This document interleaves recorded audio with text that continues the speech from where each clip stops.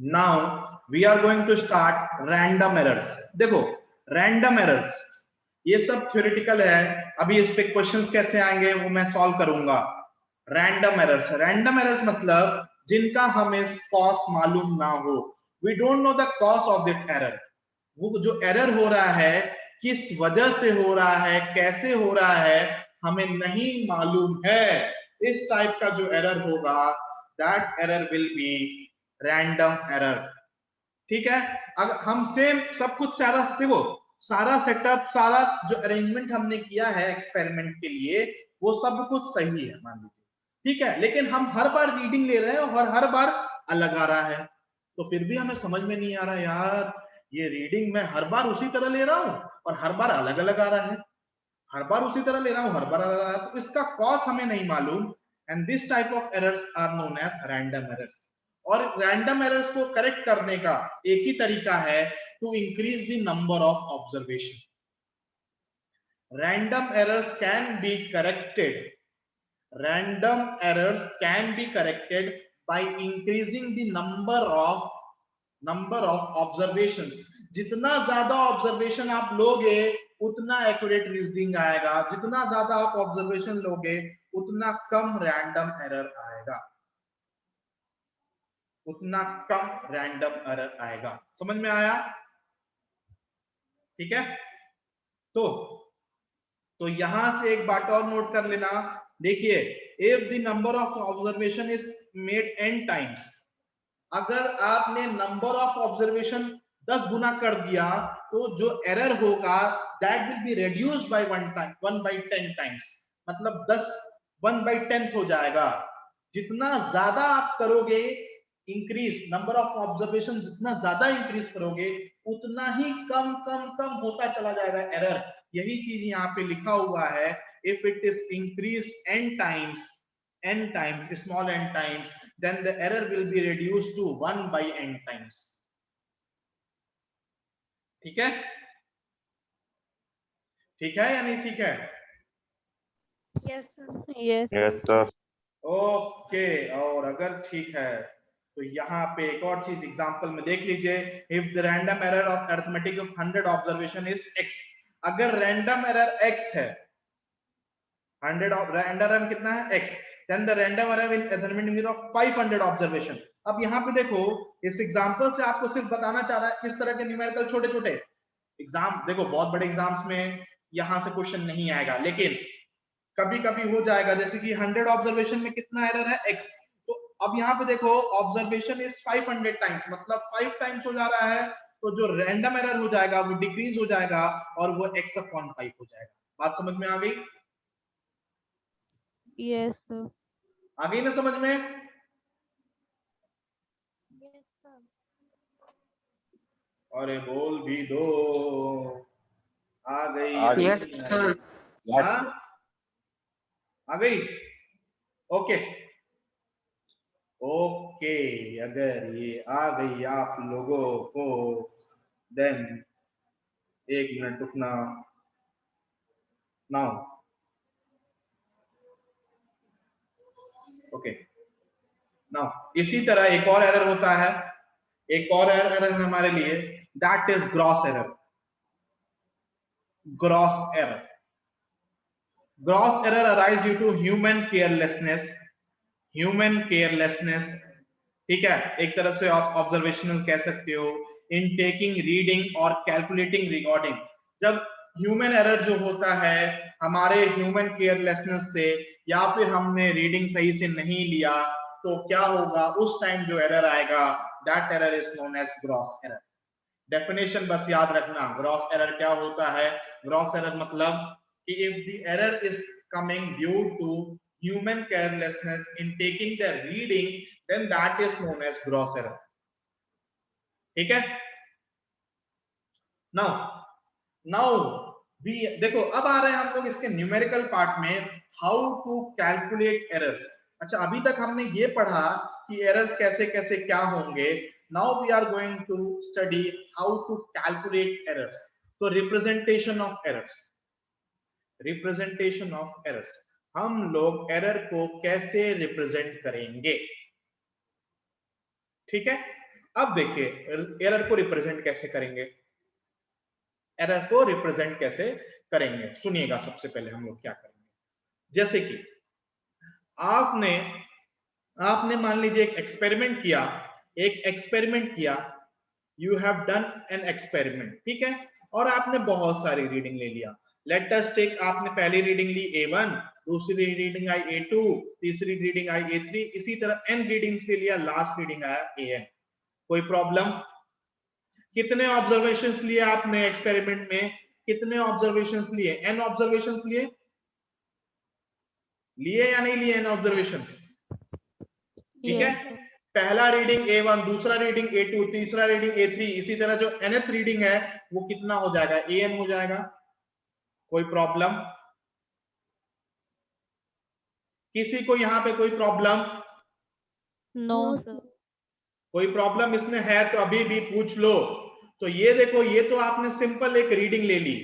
अगर आप इसमें इसका मीन निकालोगे, किसका मीन? ये जो रीडिंग लिखा है आप इसको निकालोगे मीन, जिसको हम लोग कहते हैं मीन वैल्यू, मीन वैल्यू, और इसी को कहते हैं ट्रू वैल्यू। अगर आपको ट्रू वैल्यू नहीं दिया है then this mean value will be your true value. तो ट्रू वैल्यू कैसे निकालेंगे आप? ट्रू वैल्यू कैसे निकालेंगे? तो ये मीन वैल्यू और true value is equals to, this will be A1 plus A2 plus A3, ठीक है, till AN divided by total number of observation, और टोटल नंबर ऑफ ऑब्जर्वेशन कितना है? N है। किसी को कोई प्रॉब्लम यहाँ पे? No, sir. no, sir. कोई प्रॉब्लम? Now No, sir. अगर इसी को आप समेशन में भी लिख सकते हो। अगर आपको मीन, अभी एरर नहीं निकाल रहे, अभी हम अपना ट्रू वैल्यू निकाल रहे हैं। मेजर्ड वैल्यू हमने निकाल लिया है, ये जो सारे हैं ना, this is your measured value, और हमने अब मीन वैल्यू निकाला या फिर ट्रू वैल्यू निकाला। इसको हम समेशन में ऐसे भी लिख सकते हैं AI, और I कहां से? 1 से n तक जा रहा है। समेशन ऑफ AI ये जा रहा है 1 से n तक, और डिवाइडेड बाय क्या कर देंगे? n से डिवाइड कर देंगे। कोई प्रॉब्लम? No, sir. तो हमने मीन वैल्यू निकाल लिया।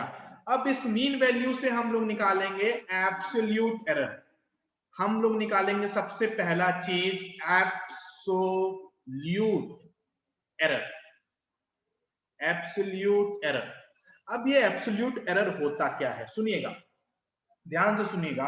अगर हम लोग पहली रीडिंग में एब्सोल्यूट एरर निकाले, मतलब ऐसे लिखेंगे, एब्सोल्यूट एरर को रिप्रेजेंट करेंगे डेल्टा A1। डेल्टा A1 मतलब क्या होता है बेटा?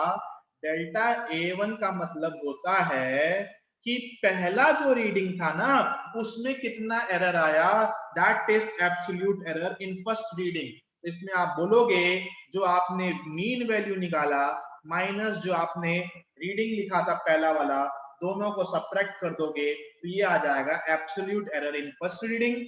इसी तरह दूसरे में निकालेंगे तो this will B absolute error in second reading. इसी तरह आप तीसरे का भी निकाल लोगे, delta A3 it will be mean minus A3। Similarly आप nth में भी निकाल सकते हो, डेल्टा AN। ये डेल्टा बोलते हैं इस सिंबल को, एब्सोल्यूट एरर को रिप्रेजेंट कर रहा हूं, that will be mean error minus nth value. क्या ये बात समझ में आ गई? बोलो। तो ये जो एब्सोल्यूट एरर निकालेंगे ना बेटा, ये एब्सोल्यूट एरर हर एक रीडिंग में कितना एरर आ गया उसको हमने कैलकुलेट कर दिया। कुछ भी नहीं करना है, जो आपने मीन निकाला था और मीन में से जो एक्चुअल वैल्यू था, या फिर आप बोलोगे मेजर्ड वैल्यू था, मीन में से जो मेजर्ड वैल्यू था वो सब्ट्रैक्ट कर दिया, सब्ट्रैक्ट कर दिया। आनी बात समझ में आ गई या नहीं आई? Yes, sir. Yes, sir. Yes, sir. ये एब्सोल्यूट एरर आया। अब अगर हमें ओवरऑल एरर निकालना है, ओवरऑल एरर निकालना है, एक और टर्म डिफाइन होगा, एक और टर्म डिफाइन होगा, mean absolute error, mean absolute error. Mean absolute error. अब ये मीन एब्सोल्यूट क्या एरर क्या, देखो अब क्या कह रहा है वर्ड, क्या कह रहा है, देखो वर्ड ही कह रहा है मीन निकालो। ये जो डेफिनेशन है ये खुद ही कह रहा है, क्या कह रहा है कि आप निकालिए मीन। किसका मीन निकालिए? एब्सोल्यूट एरर का मीन निकालिए। समझ में आ रहा है? तो एब्सोल्यूट एरर का अगर मीन निकालने चलोगे तो आप बोलोगे delta A M, delta A M. तो डेल्टा ए एम कितना होगा? आप बोलोगे delta A one plus delta A two plus delta A three, इसी तरह सारे एन वैल्यूज। और ये जब डेल्टा लिखोगे ना बेटा तो मॉड रखोगे। मॉड मतलब सिर्फ और सिर्फ मैग्नीट्यूड, मतलब सिर्फ और सिर्फ पॉजिटिव वैल्यू रखोगे, सिर्फ और सिर्फ पॉजिटिव रखोगे। मान लो ये आपका आ गया -3 पॉइंट समथिंग, तो माइनस नहीं रखेंगे, प्लस में रखेंगे हम लोग, ठीक है। मॉड रखेंगे, mod A1 plus mod delta A2 plus mod delta A3 divided by total number, this will give you mean absolute error. बोलिए क्या समझ में आ गया? yes sir, क्या यहां तक कोई भी प्रॉब्लम? no sir, अगर कोई भी प्रॉब्लम है तो बताइए बेटा। If you have any problem then you can ask. No, sir. नहीं है ना कोई प्रॉब्लम? अब सुनो, तो हमने एक एक्सपेरिमेंट किया था, उसका जो मीन वैल्यू आया वो ये आया एम, क्या यही आया मीन वैल्यू उसका? और उसमें जो yes मीन sir, एरर आ गया वो ये आ गया, ये मीन एब्सोल्यूट एरर आ गया और एक मीन वैल्यू आ गया। इसी मीन वैल्यू को हम लोग कहते हैं ट्रू वैल्यू।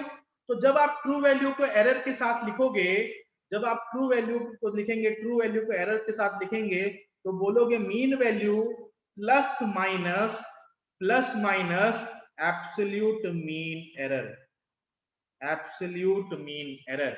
इस तरह हम लोग एरर को रिप्रेजेंट करते हैं, इस तरह हम लोग एरर को रिप्रेजेंट करते हैं। इसका मतलब क्या हुआ? इसका मतलब क्या हुआ, ध्यान से सुनिए। इसका मतलब ये हुआ कि हमने एक एक्सपेरिमेंट किया, उसमें जो रीडिंग आया वो मीन वैल्यू या फिर ट्रू वैल्यू ये आया, और इसमें प्लस माइनस इतने का एरर हो सकता है, इतने का एरर हो सकता है। प्लस माइनस मतलब इतना इसमें ज्यादा भी हो सकता है और इतना इसमें कम भी हो सकता है, इसीलिए यहां पे हम लोग प्लस माइनस लगाते हैं। This is the way to represent a error. Error को रिप्रेजेंट करने का तरीका है, या फिर जब कोई भी कैलकुलेशन करते हो उसको एरर के साथ रिप्रेजेंट करने का ये तरीका है। समझ में आया? बोलो। yes sir, सब कुछ नोट कर लेना बेटा, इस पे न्यूमेरिकल होंगे, ठीक है। चलिए नेक्स्ट हेडिंग हमारी रहेगी रिलेटिव या फ्रैक्शनल एरर, लेकिन हम लोग कल कंटिन्यू करेंगे। We will continue tomorrow, next 10 minutes में आपकी नेक्स्ट क्लास है। Okay okay, Okay, sir. okay sir, meet you tomorrow.